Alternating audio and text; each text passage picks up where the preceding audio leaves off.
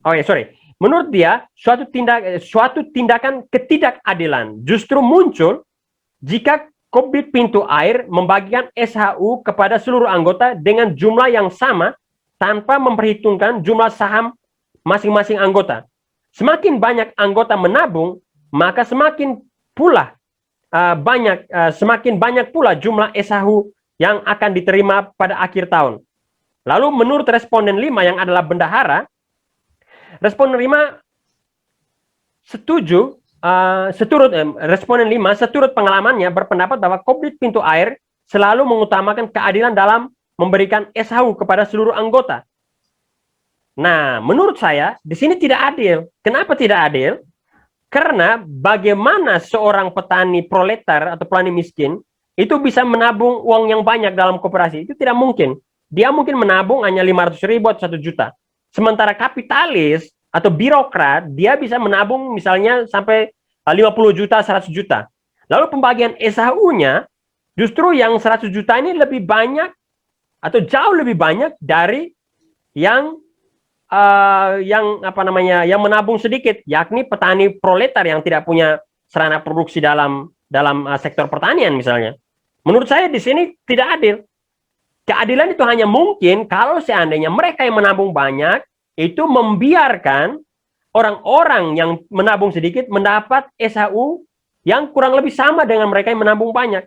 Hanya dengan cara demikian, ketimpangan dan keadilan sosial itu bisa diatasi dalam masyarakat. Karena tujuan koperasi seperti yang kamu tulis adalah membantu mereka yang ekonominya lemah. Kalau dalam hal ini, koperasi justru membantu mereka yang ekonominya sudah baik, karena mereka mendapat SHU yang lebih tinggi. Karena jumlah tabungan mereka jauh lebih banyak dari misalnya para petani miskin yang hanya menabung sedikit. Bagaimana Anda menjawab tantangan saya soal prinsip keadilan yang saya tidak sepakat ini? Terima kasih. Hal ini hal ini sesuai dengan teori etika bisnis, terutama pada prinsip keadilan. Hal ini juga mencoba merangsang para anggota Koperasi Pintu Air untuk berusaha walaupun sedikit demi sedikit untuk mencoba untuk menabung. Yang pertama itu mereka mencoba menghilangkan atau menanamkan prinsip hidup hemat dalam diri mereka. Mereka menginvestasikan saham mereka supaya mereka mendapatkan bunga atas modal atau saham yang mereka tanam itu yang lebih besar. Saya tetap sepakat dengan pernyataan ini karena hal ini sesuai dengan prinsip etika bisnis, terutama itu prinsip keadilan dalam etika bisnis. Oke. Tapi prinsip keadilan yang ada itu prinsip keadilan yang sangat kapitalis itu. Sedangkan koperasi kalau kita belajar sejarahnya, kamu juga singgung di teori kamu, itu koperasi itu dibangun untuk melawan kapitalis. Waktu dia bangun pertama kali di Inggris oleh kelas pekerja itu. Tetapi prinsip etika bisnis itu, keadilan yang dia maksudkan itu keadilan yang sangat kapitalis. Mereka yang modalnya besar, mereka akan dapat lebih besar.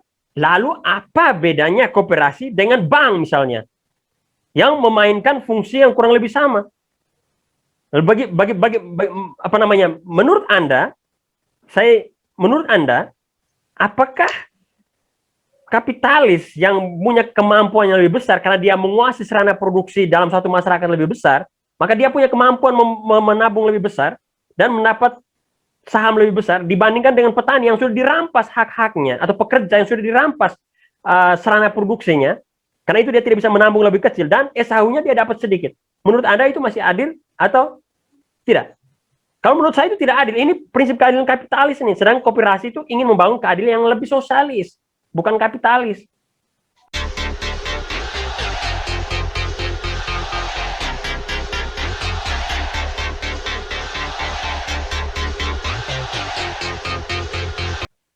Oke, baik. Akhir rangka ini saya akan membacakan abstrak ringkasan dari skripsi saya. Judul skripsi saya, Peran Etika Bisnis dalam Manajemen Sistem Pengorganisasian Komdit Pintu Air. Etika menjadi bagian yang tak terpisahkan dari dunia bisnis. Etika bukan hanya sebagai alat untuk menilai pantas atau tidak pantas, benar atau salah, dan baik atau buruk, melainkan dipakai sebagai perangkat dalam berbagai tindakan bisnis. Penerapan etika secara tepat dan benar akan menjamin terciptanya keadilan bagi semua pihak yang terlibat dalam kegiatan bisnis. Penerapan prinsip-prinsip etika secara konsisten dalam kegiatan bisnis akan menciptakan sebuah iklim usaha yang kondusif. Standar etika yang tinggi akan menciptakan kehendak baik atau goodwill di dalam praktek bisnis, terutama dalam konteks pegawai perusahaan, rekan kerjasama, dan konsumen. Kehendak baik akan mendorong setiap orang untuk menjalankan bisnis sesuai dengan kaidah moral yang berlaku secara umum. Penerapan etika bersama dalam kooperasi akan menghindari terjadinya marginalisasi terhadap salah satu komponen kooperasi. Kooperasi merupakan sebuah perkumpulan orang-orang yang memiliki latar belakang yang berbeda, maka dibutuhkan sebuah aturan yang dapat mengikat setiap pribadi dalam mencapai tujuan bersama. Aturan yang diciptakan akan mengarahkan setiap anggota maupun pengurus kepada sebuah budaya kehidupan bersama sesuai dengan cita-cita bersama. Aktualisasi dari nilai-nilai kooperasi akan tercermin dalam sikap tindakan para anggota kooperasi, baik dalam perilaku berpikir, bersikap maupun bertindak. Perilaku berpikir harus berangkat dari konsep serta nilai-nilai yang benar agar lahir makna atau persepsi yang benar pula. Setiap orang akan bertindak sesuai dengan kemampuannya untuk memahami nilai etika. Oleh karena itu, setiap orang dituntut untuk dapat memahami etika terlebih dahulu agar keseluruhan tindakannya dalam kooperasi berada dalam konteks yang benar. Koperasi merupakan lembaga perekonomian yang digerakkan oleh rakyat dan untuk rakyat. Mengutip Zainal Arifin menulis demikian, ekonomi kerakyatan pada dasarnya merupakan ekonomi yang dikembangkan, yang bertumpu kepada kegiatan sektor real, mampu menyerap potensi dan sumber daya yang ada dan tersedia di masyarakat setempat secara swadaya, dan hasilnya ditujukan untuk kemakmuran seluruh anggota, bukan untuk orang seorang maupun kelompok tertentu dari masyarakat.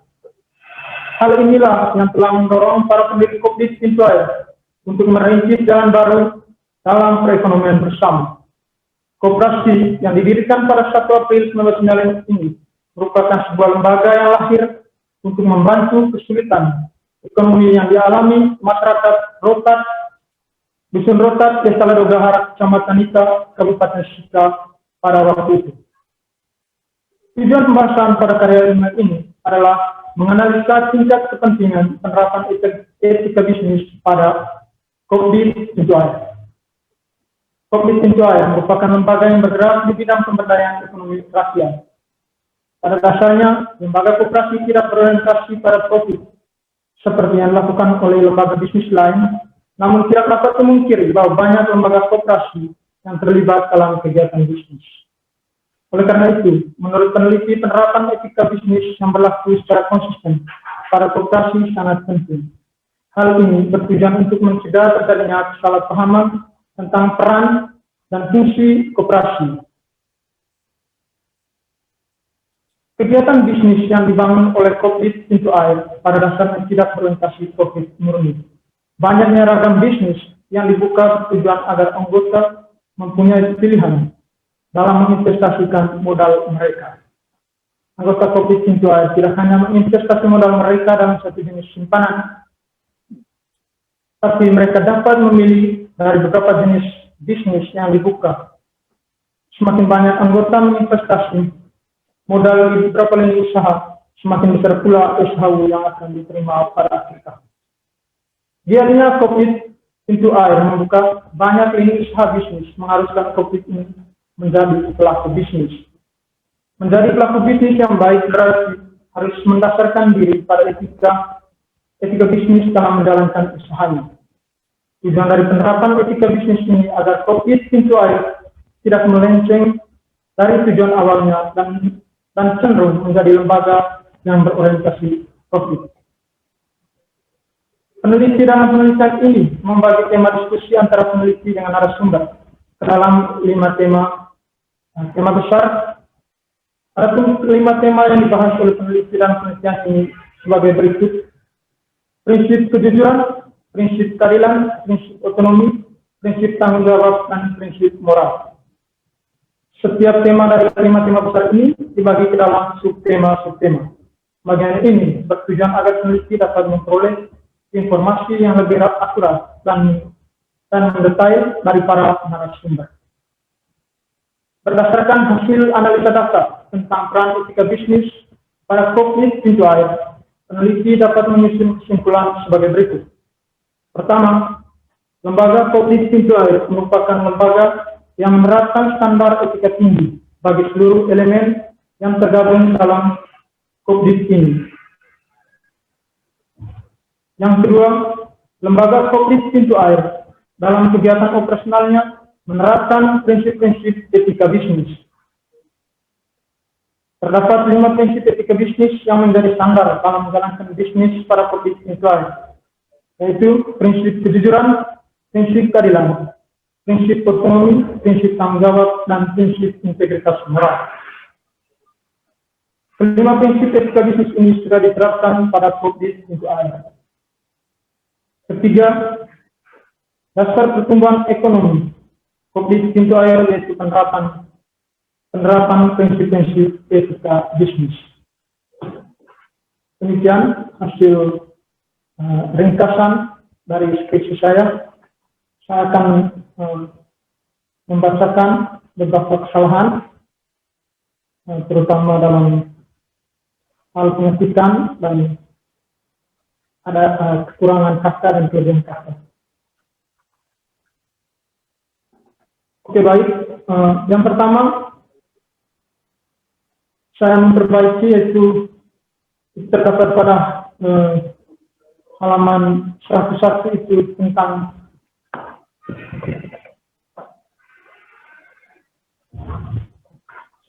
itu saran. Nah, kalau diskusi yang dipegang oleh Pak Ter itu pada 102, yaitu saran untuk peneliti selanjutnya. Di situ saya menuliskan untuk dapat mendapatkan data yang lebih akurat peran etika bisnis pada COVID pintu air. Saya memperbaikinya untuk dapat memperoleh, ganti kata mendapatkan dengan kata memperoleh. Yang kedua, pada halaman 93,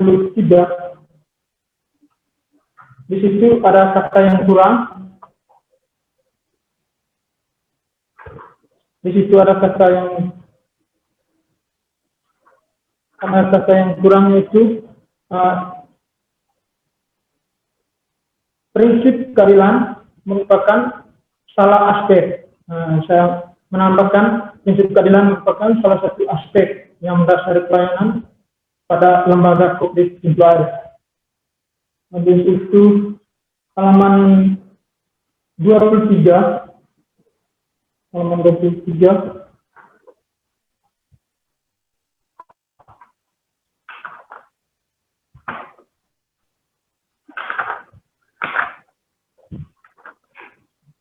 Halaman 23 itu pengertian koperasi secara etimologis.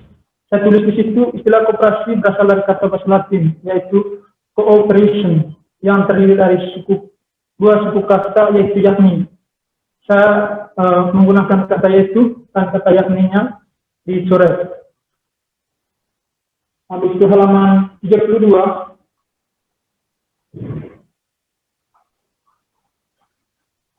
Pada halaman 32 itu tentang sendi-sendi koperasi Indonesia. Itu saya tulis di situ berdasarkan Undang-Undang Republik Indonesia Nomor 12 Tahun 1967, sendi-sendi koperasi merupakan esensi dari dasar cara kerja koperasi Indonesia. Saya kata dari di situ saya coret menjadi sendi-sendi koperasi Indonesia merupakan esensi dasar cara kerja koperasi Indonesia. Habis itu ada beberapa juga kesalahan dalam pengetikan.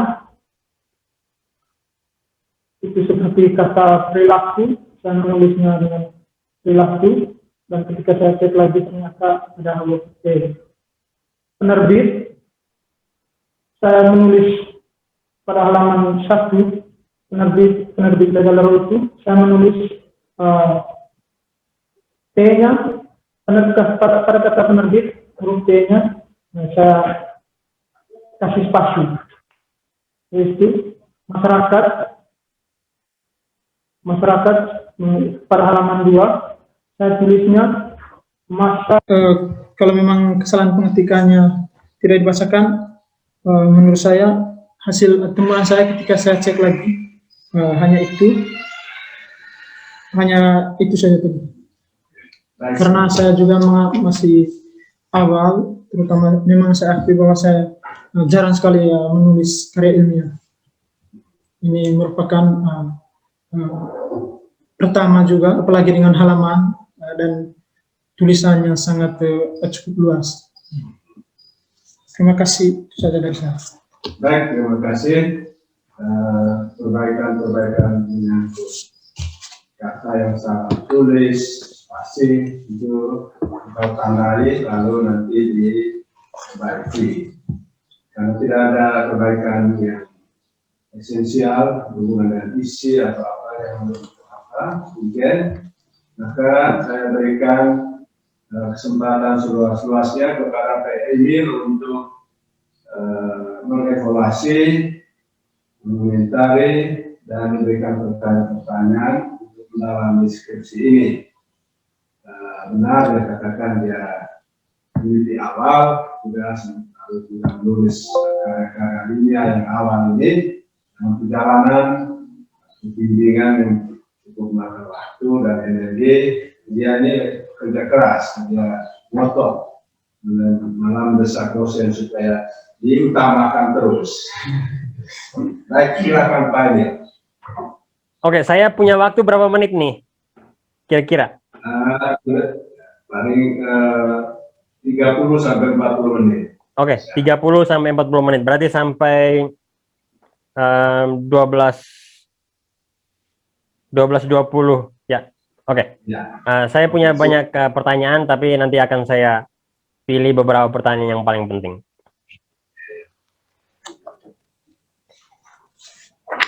Silakan. Oke, pertama-tama saya ingin memberi kesan awal.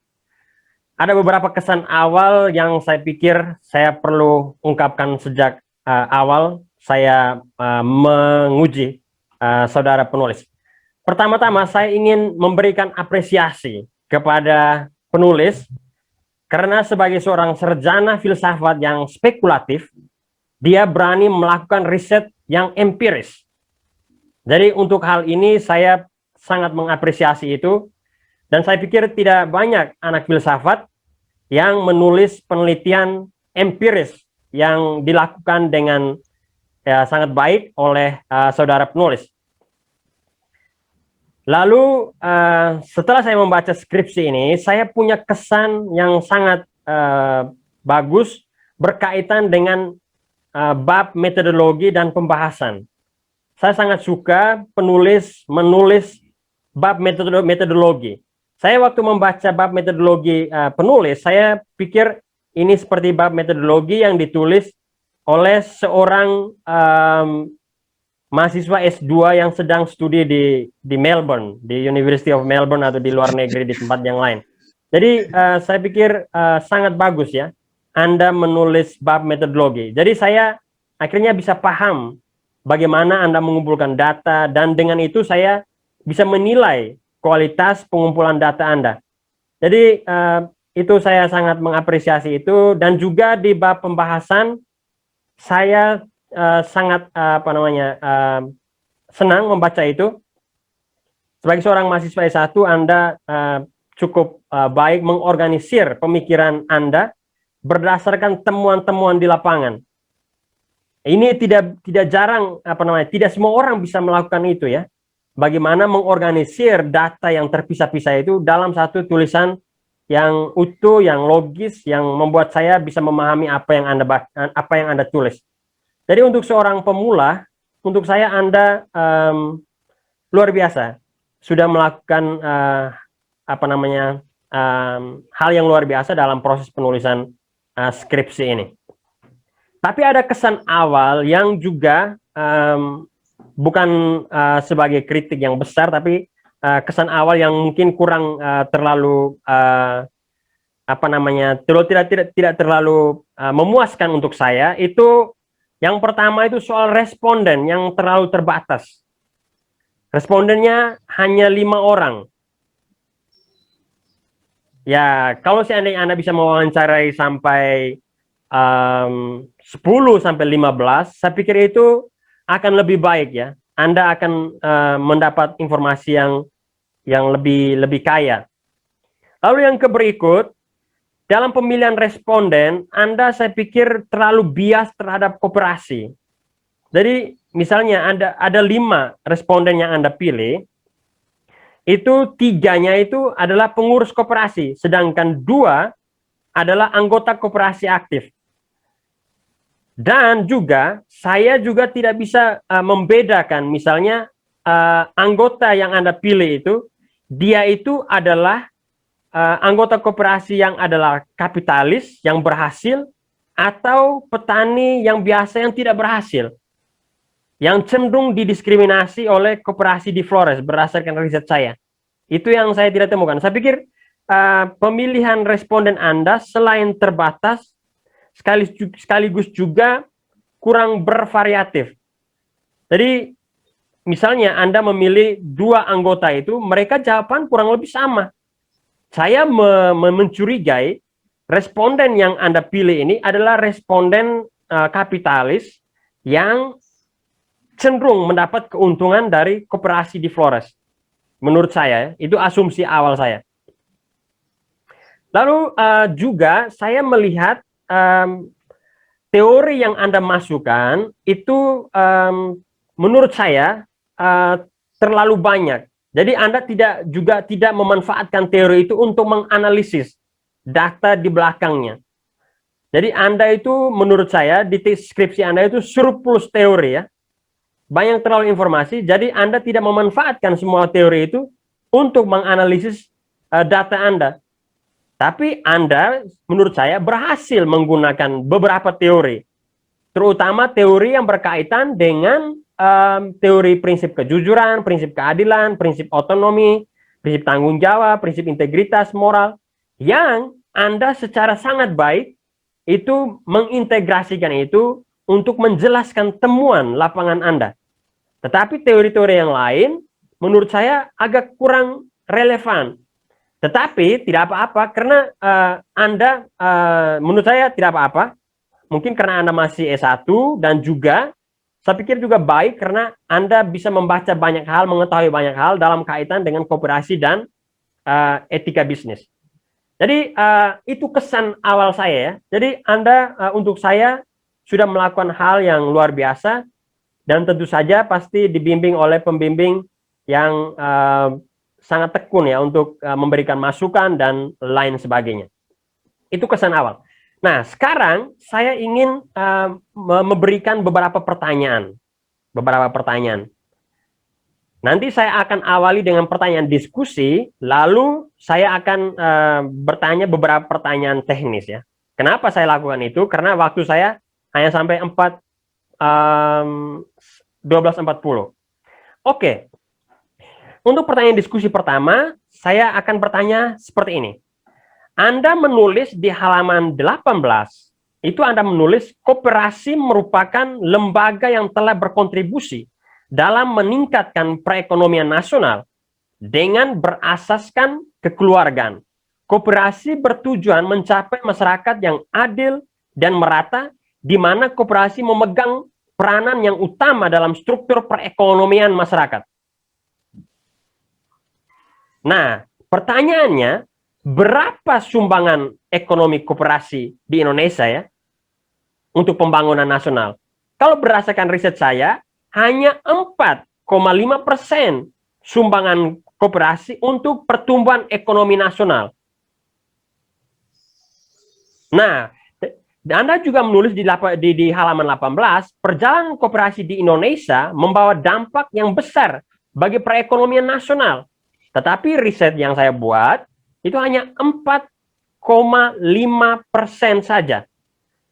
Nah, kalau kita hubungkan dengan konteks NTT, berdasarkan data yang saya temukan, itu di NTT itu terdapat tahun 2019 itu 4.000 koperasi.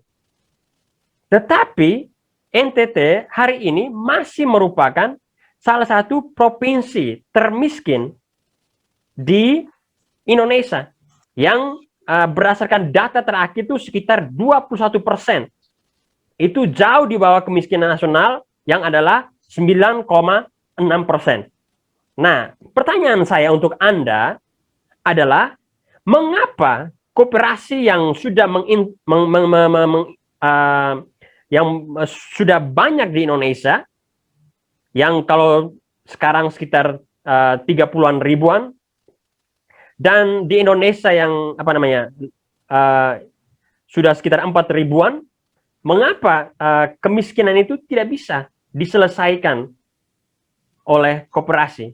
Padahal menurut riset Anda, misalnya koperasi Pintu Air itu sudah menjalankan etika bisnisnya dengan baik. Karena saya melihat riset Anda tidak mengemukakan kritik terhadap koperasi Pintu Air. Anda hanya mengapresiasi tanpa memberikan kritik. Nah, sekarang saya ingin tanyakan, kira-kira mengapa masih ada kemiskinan dalam konteks nasional maupun dalam konteks NTT yang mana perekonomiannya didominasi oleh koperasi?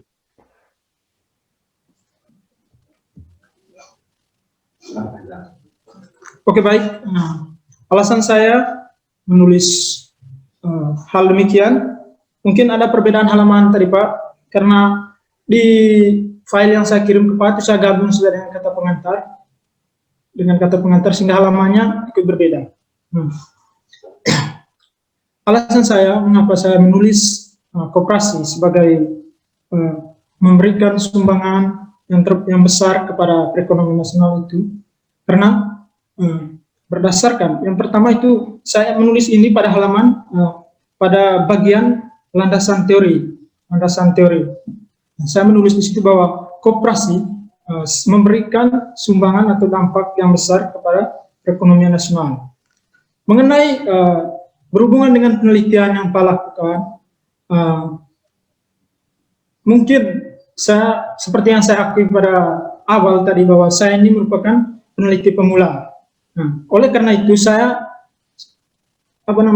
secara teori yang saya tulis pada bab 2 ini ketika saya membaca beberapa sumber, mungkin saya akui bahwa tentang koperasi ini saya banyak menulisnya berdasarkan pada tataran teoritis karena saya belum banyak melakukan penelitian seperti yang Pak lakukan. Oleh karena itu, tapi pada bab 3 dan 4 sepertinya hal ini, kenapa saya masih berani untuk menulis hal ini? Karena pada bagian hasil penelitian saya, sepertinya hal ini didukung oleh para responden saya. Karena mereka mengakui bahwa para Kopdit Pintu Air itu, anggota Kopdit Pintu Air itu, mereka merasakan bagaimana peran dari Pintu Air itu, terutama dalam membantu mereka dalam perekonomian mereka. Itulah alasan saya kenapa saya tetap menulis hal itu pada skripsi saya. Terima kasih. Baik, kalau jawab pertanyaan dia, kenapa kemiskinan tetap ada? Karena ternyata sudah 4.000 koperasi. Itu yang dikerjakan. Oke. Kenapa dengan banyaknya koperasi juga kemiskinan di Indonesia ini masih tetap ada? Di NTT ini masih ada, NTT merupakan masih berada pada ranking terakhir mengenai tingkat kemiskinan untuk seluruh provinsi di Indonesia.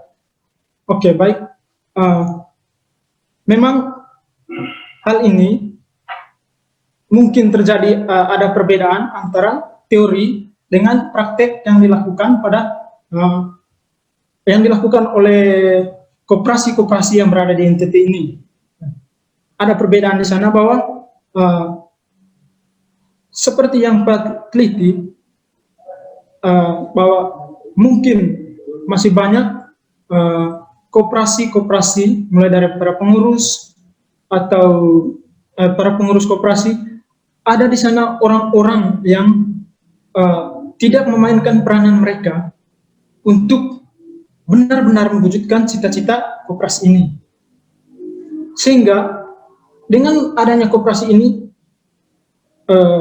sepertinya kekayaan atau apa itu, koperasi itu hanya mengakumulasi kekayaan saja, tanpa memberikan sumbangsi yang besar kepada para anggota atau anggota khususnya atau masyarakat umumnya.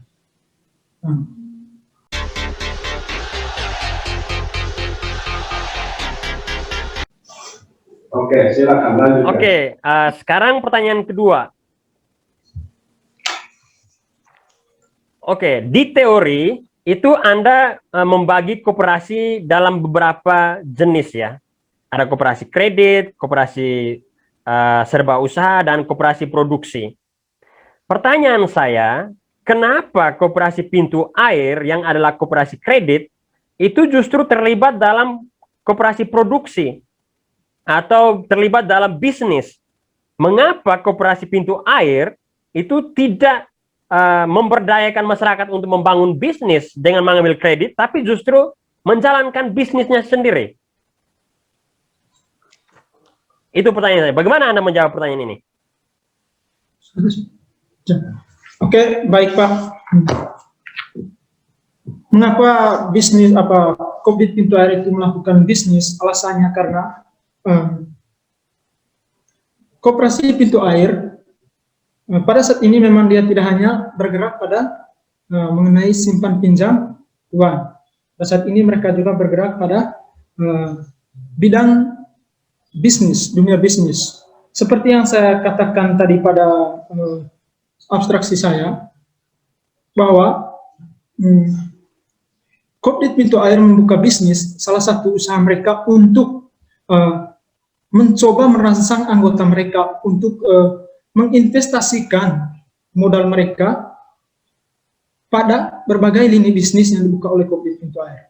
Dengan mereka menginvestasi modal mereka, tidak hanya pada satu lini usaha, yaitu simpanan-simpanan pokok, seperti yang saya tulis di sana, ada si Pintar, si Dandi, si Mada, ataupun simpanan wajib lainnya daripada anggota.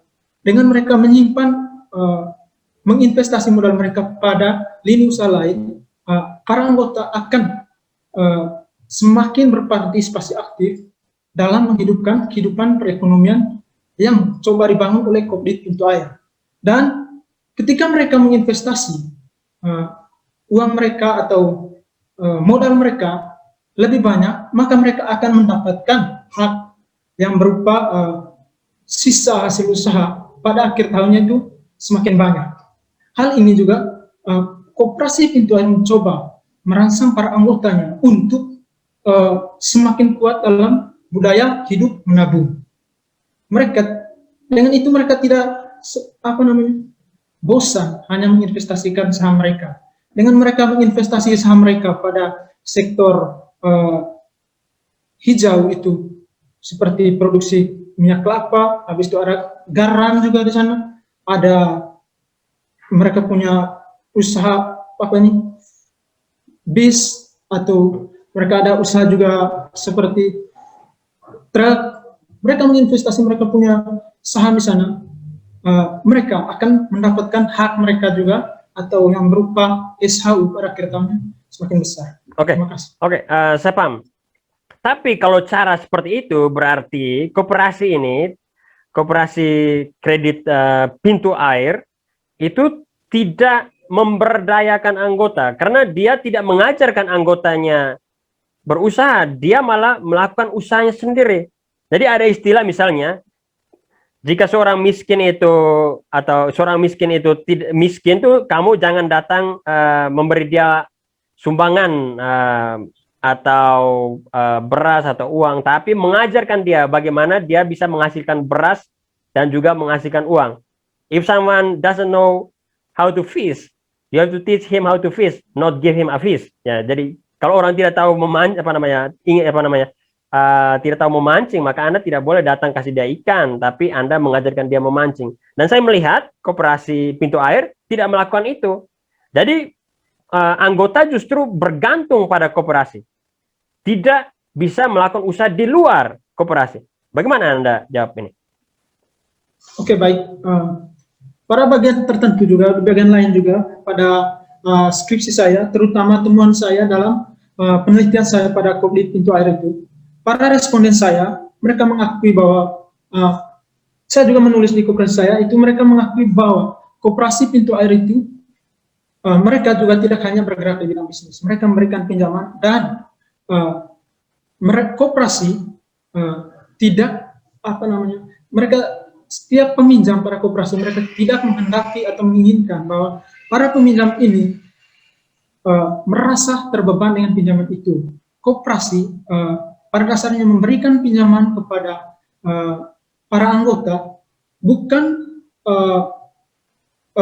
pinjaman itu seharusnya tidak dimanfaatkan untuk hal-hal yang bersifat konsumtif, tapi modal yang dipinjam atau uang yang dipinjam pada koperasi itu harus dijalankan untuk menghasilkan laba yang baru, sehingga anggota yang meminjam atau para peminjam, mereka tidak pinjaman itu justru tidak memberikan beban tersendiri bagi para anggota. Ada juga pengakuan lain dari para anggota yang saya wawancara bahwa koperasi pintu air dalam perjalanan waktu, dalam berbagai kesempatan atau momen, mereka memberikan pendidikan perkoperasian kepada para anggota, dan mereka mengakui hal itu.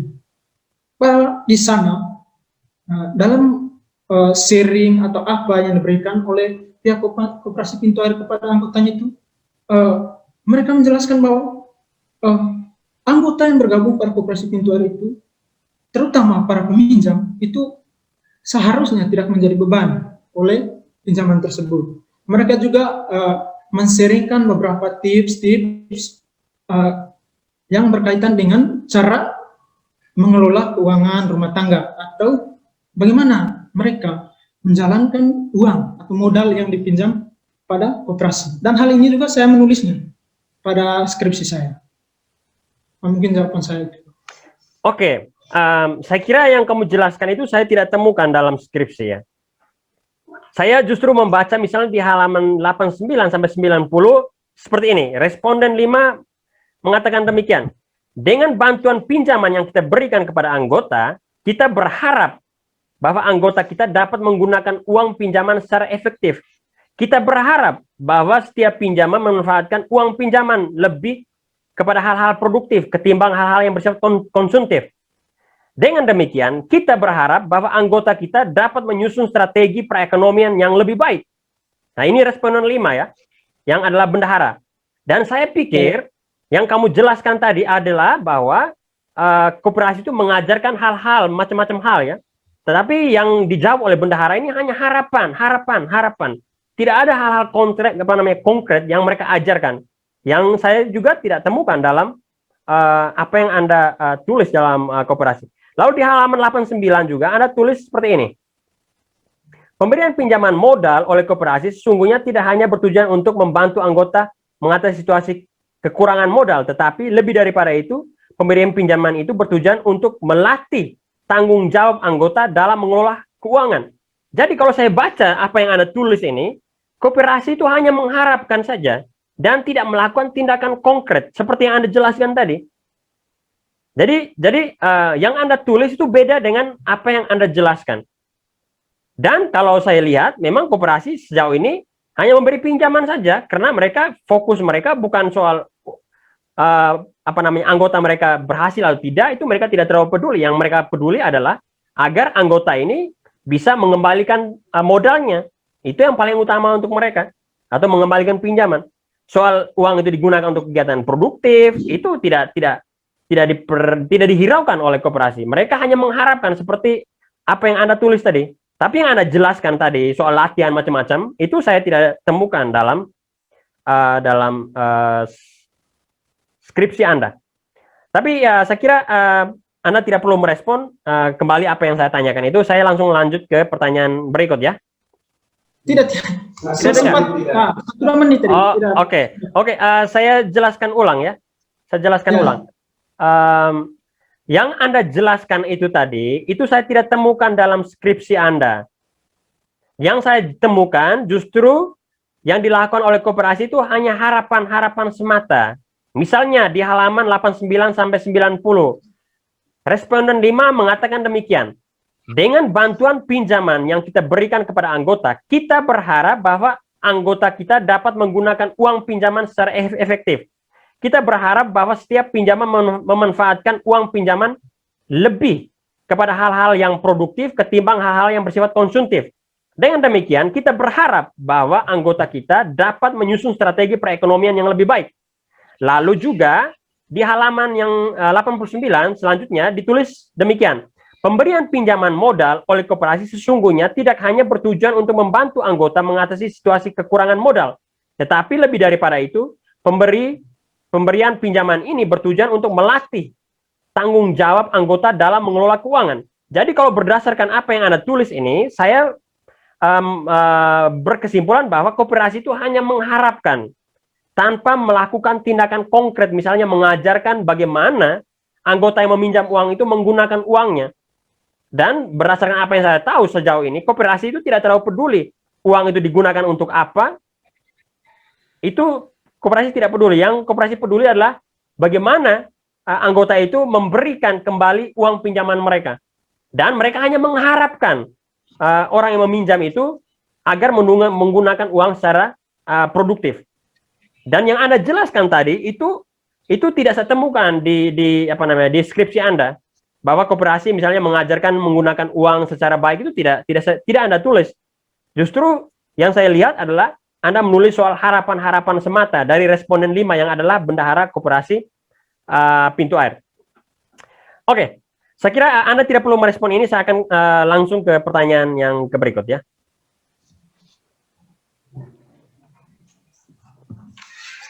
Oke, pertanyaan berikut. Soal SHU, apakah menurut Anda adil jika orang yang mendapat lebih banyak mendapatkan lebih banyak?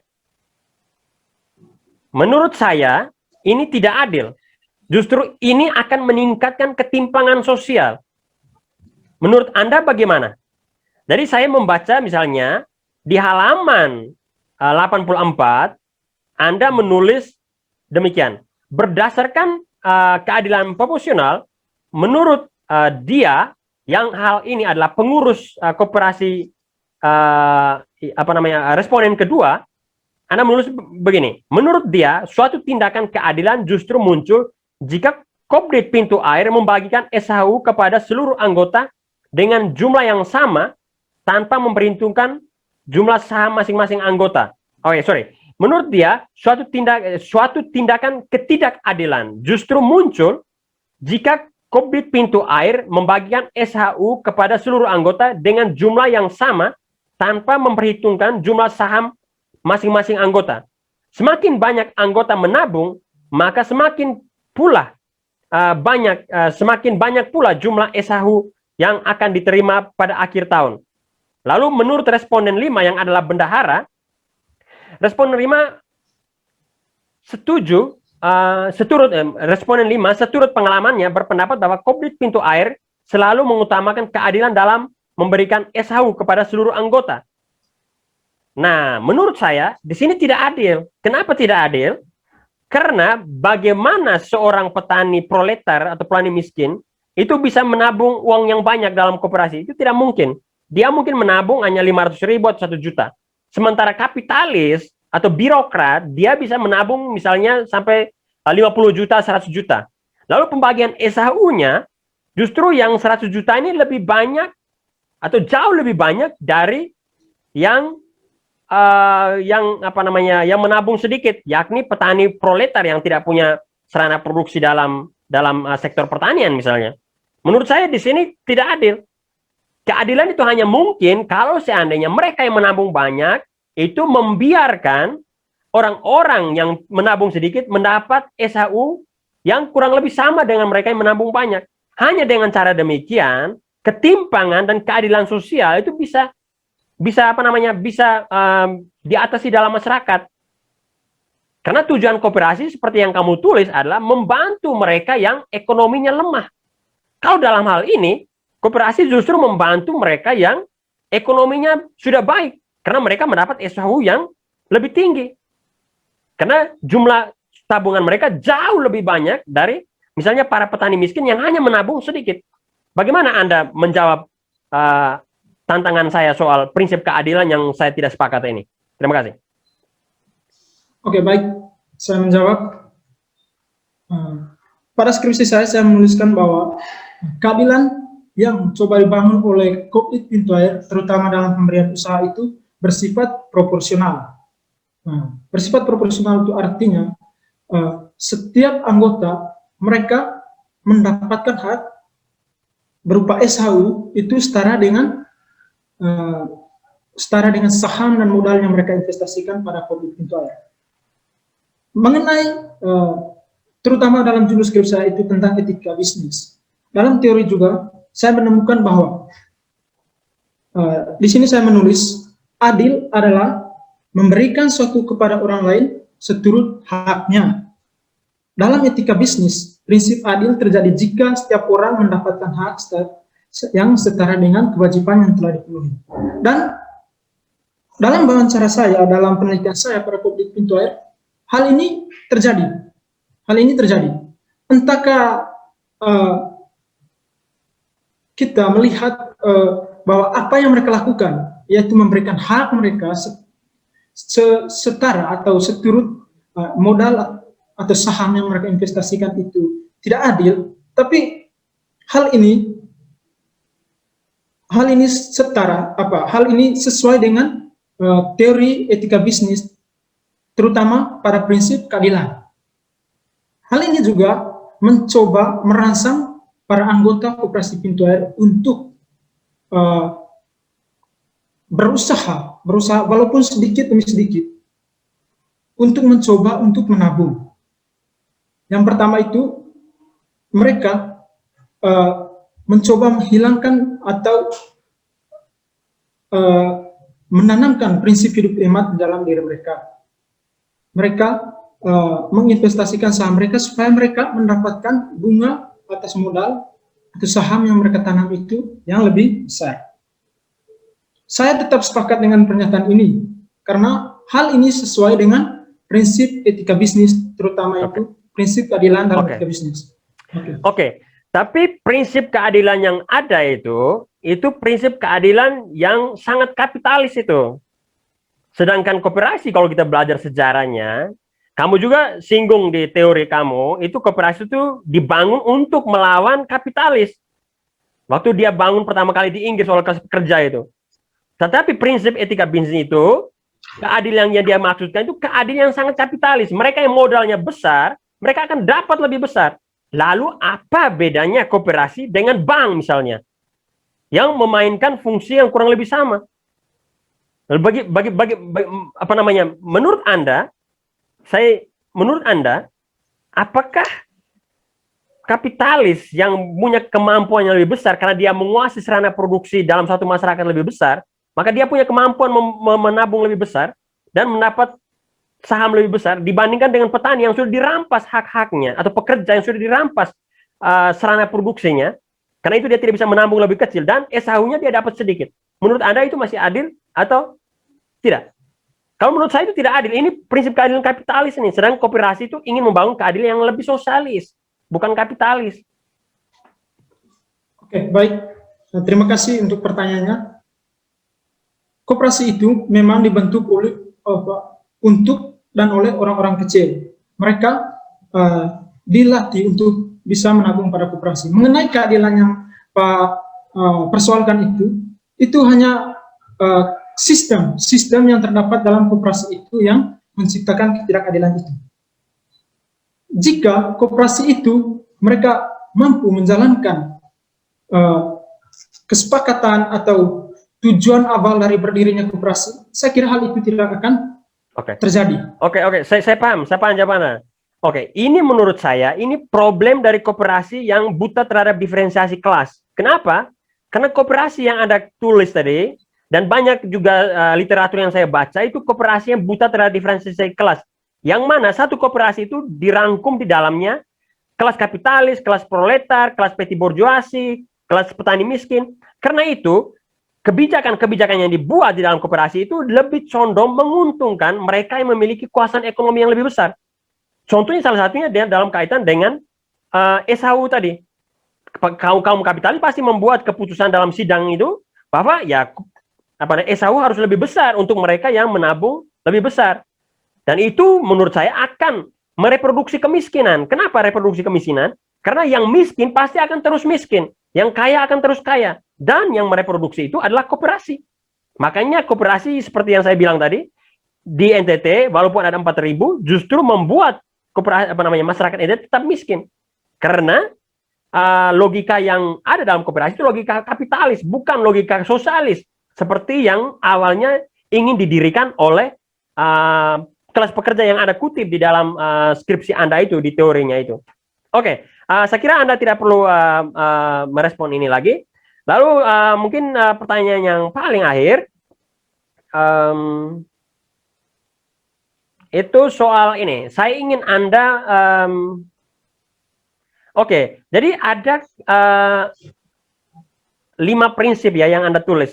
Ada prinsip kejujuran, prinsip keadilan, prinsip otonomi, prinsip tanggung jawab, prinsip integritas moral. Saya ingin bertanya kepada Anda, apa perbedaan antara prinsip kejujuran dan prinsip integritas moral? Apa perbedaan keduanya? Sehingga Anda membedakan dua prinsip ini. Kalau prinsip yang lain saya tahu mereka berbeda, tapi prinsip kejujuran dan prinsip integritas moral ini, apa bedanya?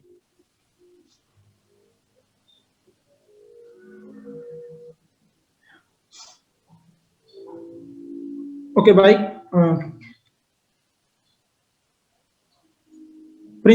Perbedaan antara prinsip kejujuran dengan prinsip moral yang saya tulis pada koperasi Pintu Air. Prinsip kejujuran ini mengenai tindakan-tindakan dari para pengurus maupun anggota koperasi pada umumnya, secara umum, untuk berlaku sesuai dengan aturan-aturan yang terdapat pada atau yang menjadi kesepakatan bersama dalam kehidupan koperasi. Di sini saya menulis mengenai prinsip kejujuran itu, seperti contohnya itu pengelolaan aset dan modal koperasi, habis itu pengembalian pinjaman oleh koperasi oleh anggota kepada koperasi, dan transparansi dalam manajemen. Prinsip kejujuran yang saya maksudkan bahwa setiap orang memiliki kemampuan untuk berlaku terbuka terhadap aturan-aturan yang ada di dalam koperasi. Habis itu mengenai prinsip moral itu menurut saya itu suatu nilai yang tertanam atau yang tertanam di dalam hati dan pikiran manusia untuk melakukan tindakan mereka berdasarkan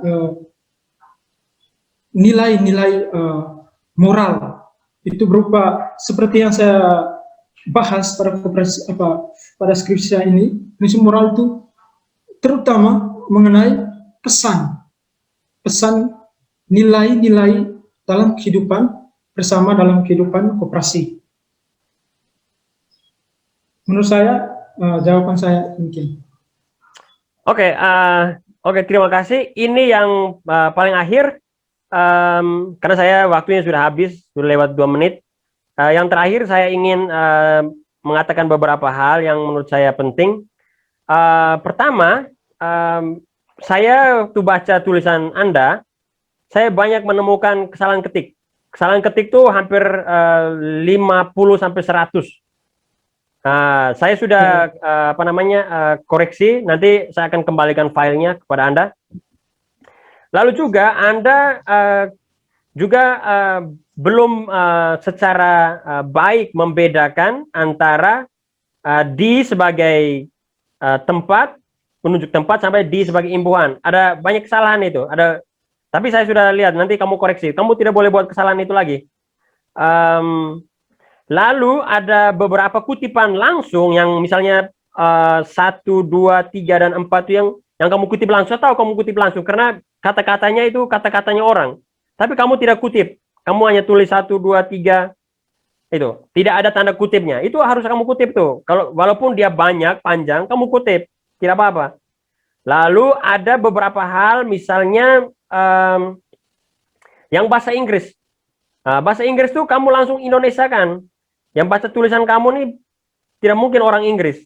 Orang Indonesia. Kamu perlu Indonesiakan itu. Semua yang Inggris di Indonesiakan.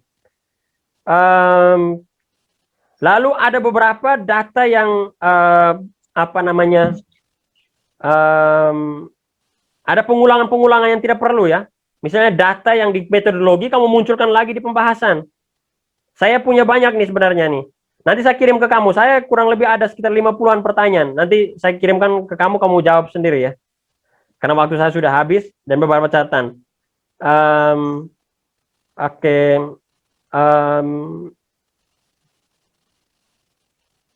Lalu, yang terakhir itu soal ini. Kamu, saya sudah singgung dari awal tadi, skripsi kamu ini bias terhadap kepentingan koperasi ya. Jadi kalau orang baca skripsi kamu nih, orang langsung bilang, kira-kira kau dibayar berapa sama Pintu Air? Kenapa? Karena tidak ada kritik terhadap Pintu Air nih. Tidak ada sesuatu di dunia ini yang sempurna nih. Justru kerja-kerja intelektual itu mengkritik sesuatu yang orang anggap itu baik. Itu baru bagus ya. Dan semua kerja intelektual tidak ada yang sempurna. Karena itu perlu ada kritik. Mau dia profesor kah, mau dia doktor kah, mau dia ahli jenius bagaimanapun, tidak ada tulisan yang sempurna. Karena itu perlu kritik. Kritik kamu satu-satunya yang paling akhir, itu kamu mengakui kesalahanmu aja. Yakni kamu bilang kamu tidak mewawancari mereka yang keluar. Atau yang tidak berhasil dalam kooperasi, yang menarik diri. Itu saja kritik kamu. Tidak ada kritik yang lain. Dan saya kira kamu perlu mencari kritik itu. Sanggosai itu Pintu Air itu bukan koperasi yang sempurna. Jadi perlu ada kritik. Justru itu yang membuat Pintu Air itu bisa bermanfaat lebih banyak orang. Saya lihat orang kebanyakan merasa kritik itu sebagai sesuatu yang aneh dan tidak anti terhadap kritik. Padahal kritik itu sebenarnya sesuatu yang baik. Kritik itu kayak kita mengatakan selamat pagi untuk orang ya. Dan itu harus kamu lakukan menurut saya.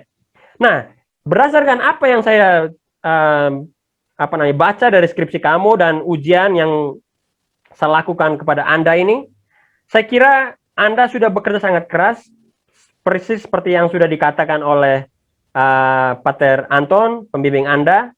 Dan waktu saya baca tulisan Anda, saya sangat kagum ya dengan apa yang Anda tulis. Dan berdasarkan pertanggungjawaban Anda, saya juga merasa bahwa Anda mempertanggungjawabkan dengan baik. Anda bekerja melampaui ekspektasi saya, karena Anda masih S1, apalagi studi filsafat yang sangat spekulatif. Dan karena itu saya, kalau saya diizinkan untuk memberikan nilai untuk Anda, saya akan memberikan Anda nilai A dengan nilai 9. Jadi profesiat untuk saya, Anda lulus. Saya tidak tahu untuk penguji. Oke, terima kasih. Saya kembalikan kepada Pater Anton. Baik, terima kasih Pak Emil. Sudah memberikan informasi, lalu memberikan pertanyaan-pertanyaan yang cukup membantu mendalami skripsi ini. Memang dari skripsi yang ada, kritikan terhadap COVID itu sendiri hampir tidak ada, kecuali kritikan terhadap metodologi, keterbatasan metodologi. Nah, seharusnya memang di akhir itu mesti ada anjuran.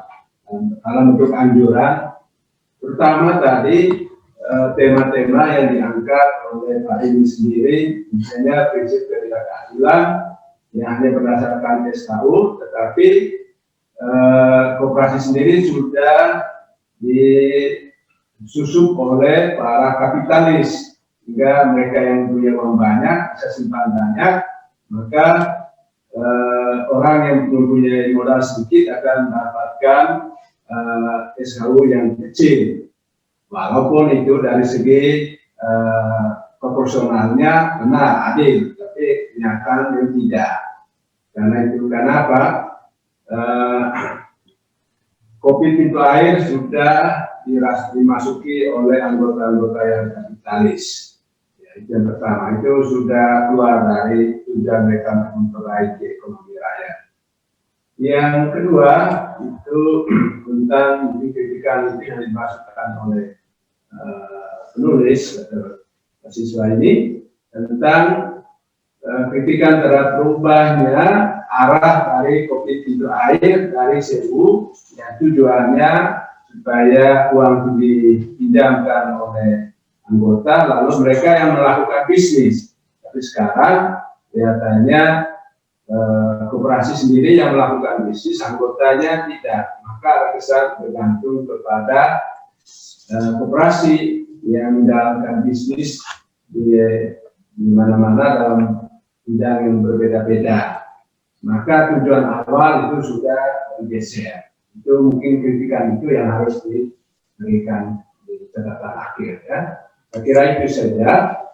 Baik, karena Pak Emil juga sudah berikan nilainya, saya juga berikan dia nilai hampir sama, ya A, ya A, tapi A nilai 8,5, ya, karena dia engkau sudah bekerja baik, tidak keras, walaupun pulang, tapi hasil akhirnya bisa. Kekurangan dari dari skripsi tadi itu tinggal dimasukkan dalam catatan yang perlu dimasukkan. Terutama dari Pak Emil tadi kritikan. Nah, Pak Emil tadi mengkritik bahwa ya koperasi ini sudah bergeser dari tujuan awal mereka. Karena bergeser, maka tujuan akhir itu yaitu memperbaiki keekonomian rakyat itu tidak atau belum tercapai. Maka dianjurkan supaya ya anggota dari koperasi itu seharusnya orang yang sejenis. Kalau itu koperasi petani semua.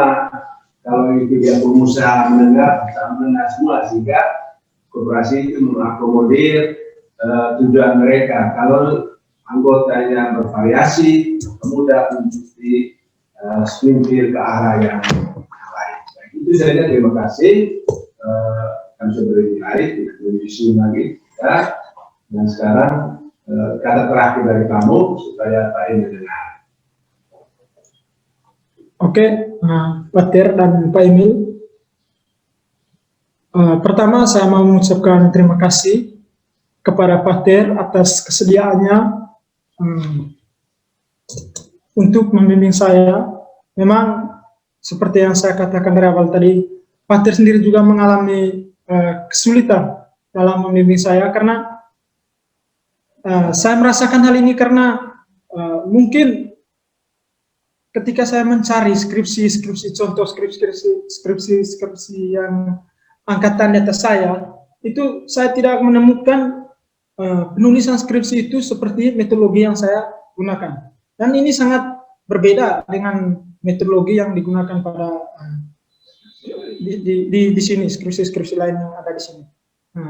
Saya mengakui bahwa Pak Ter minta maaf karena saya banyak melakukan merepotkan Pak Ter. Selain saya tidak terlalu dalam menyusun kalimat atau apa, tapi saya juga bingung dalam metodologi. Saya minta maaf untuk hal itu dan saya mengucapkan terima kasih kepada Pak Ter. Untuk Pak Emil juga terima kasih. Jujur saya tidak menyangka juga bahwa saya bisa diujiankan seperti pada hari ini dengan bagi saya 90 itu cukup puas, Pak. Sangat puas sekali.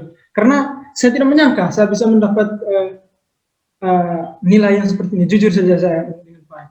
Oke, baik. Yang terakhir Pak, terima kasih banyak karena sudah bersedia untuk membaca walaupun banyak kebingungan yang dihasilkan dari saya punya skripsi, baik dari saya punya kalimat maupun ada kejanggalan-kejanggalan dalam skripsi atau karya ilmiah yang saya tulis. Oke, itu saja dari saya. Terima kasih. Terima kasih. Marilah kita berdoa. Dalam Bapa, Putra, dan Roh Kudus. Allah Bapa dalam surga, pujian dan syukur ingin kau aturkan kepadamu, karena Engkau telah menyertai saya, penguji dan kedua penguji saya, untuk menjalankan ujian pada hari ini. Tuhan, sekarang kami kembali ke rumah kami masing-masing. Semoga sedikiranya Engkau senantiasa melindungi, membimbing, dan menjaga kami. Engkau kami puji kini dan sepanjang masa. Amin. Dalam nama Bapa, Putra, dan Roh Kudus. Baik, terima kasih Prof. Siap. Oke, Prof. Siap. Oke, Prof. Siap ya. Pak, bisa tutup sudah kan? Iya, Sudah bisa tutup? bisa. Mohon maaf jika ada kata-kata yang salah ya. Mohon maaf. Thanks banyak. Salam untuk semua. Prof. Siap, sekarang Kita fotonya dari Mas ya? fotonya nanti besok kamu lihat ini di ini ya, di YouTube. Nanti saya kasih masukkan ke YouTube. Oke, Pak. Oke, baik. Selamat Makasih, Pak. untuk Pater Anton. Selamat, salam. Terima kasih untuk semua ya. Untuk Pak Wanto, terima kasih sudah mengaturnya semua. Untuk frater-frater yang belakang, terima kasih. Ya. Oke, baik. Dah, selamat makan dan selamat istirahat. Para fans ini, Pak. Para Ya, fans. fans. Oke, sip. Oke, saya matikan ya. Ya, ya.